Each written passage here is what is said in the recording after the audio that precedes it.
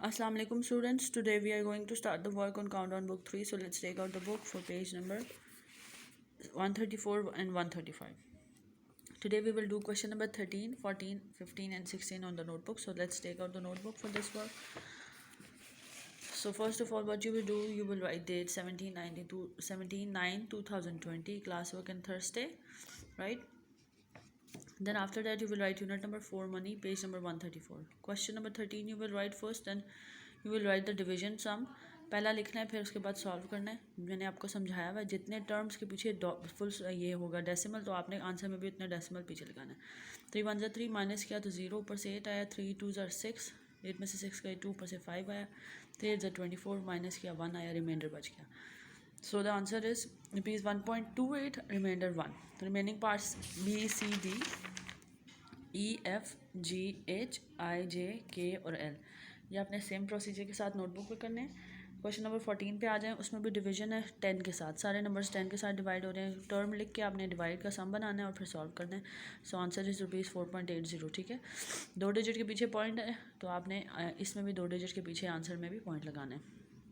Remaining B C D और part आपने खुद करने हैं. नेक्स्ट पेज पे आ जाएं. Question number 15, prepare bills for mister Ahmed shoppings on the following days. Bills बनाने.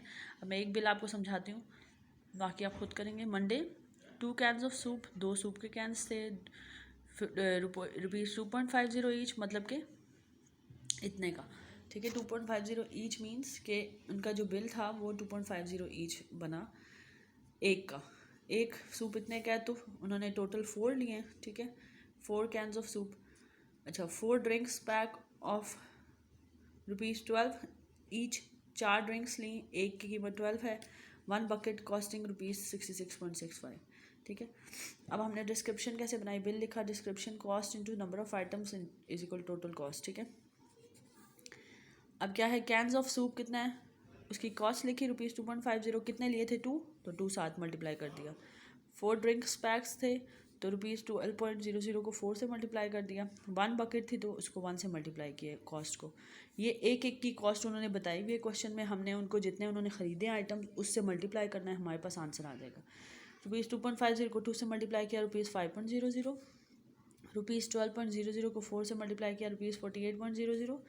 और रुपीज़ 66.65 को मल्टीप्लाई किया 1 से, तो सेम आंसर आएगा रुपीज़ 66.65. इस तरह आपने बिल्स बनाने हैं. नंबर 2 में उन्होंने 3 जैम्स आइटम है, फिर 5 पैकेट्स ऑफ चिप्स हैं इतने रुपए के, 2 जार्स ऑफ पिकल्स हैं इतने के. मतलब वो एक एक का 3 जैम्स हैं तो एक की कीमत ये है. 5 पैकेट्स ऑफ चिप्स हैं तो एक की कीमत ये है. 2 जार्स ऑफ पिकल्स हैं तो एक की कीमत ये है. ठीक है, अब हमने पहले आइटम्स के नाम लिख लिए डिस्क्रिप्शन में, jam tarts, packets of chips and jars of pickle. ठीक है, अब उनकी कॉस्ट क्या है, रुपीज़ 4.50 एक की है, रुपीज़ 15.20 एक की है, और रुपीज़ 35.75 एक की है.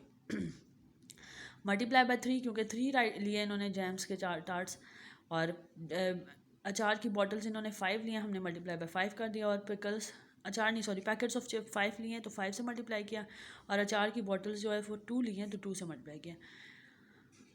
3 से मल्टीप्लाई करने के बाद हमारे पास आंसर आता है रुपीज़ 13.50. फिर इसको मल्टीप्लाई करने के बाद रुपीज़ 76.00, और इसको मल्टीप्लाई करने के बाद रुपीज़ 71.50. राइट, ये इनका बिल बन जाता है. नेक्स्ट सी पार्ट में थर्सडे की 1 बॉटल है. ठीक है, लेमन स्क्वैश की. इस तरह फिर 10 बन्स हैं वो लिखे हमने, और शैम्पू की कॉस्ट है 2 बॉटल्स. ठीक है, 1 से 10 से और 2 से मल्टीप्लाई करना है. ओरिजिनल कॉस्ट 1 की, जो एक की है, जो एक लेमन स्क्वैश की कॉस्ट ये है, तो हमने ये मल्टीप्लाई 1 से किया. 2 बन्स की टोटल 10 बन्स लिए और एक बन की कॉस्ट ये है. 10 इंटू 1 बन कर दिया तो आपके पास 10 बन्स की कॉस्ट आ गई. और 2 शैम्पू की बॉटल्स हैं, एक की कॉस्ट ये है, तो 2 से मल्टीप्लाई करेंगे 2 शैम्पू की कॉस्ट आ जाएगी. ठीक है, सो this is the work. Next page पे आ जाएं.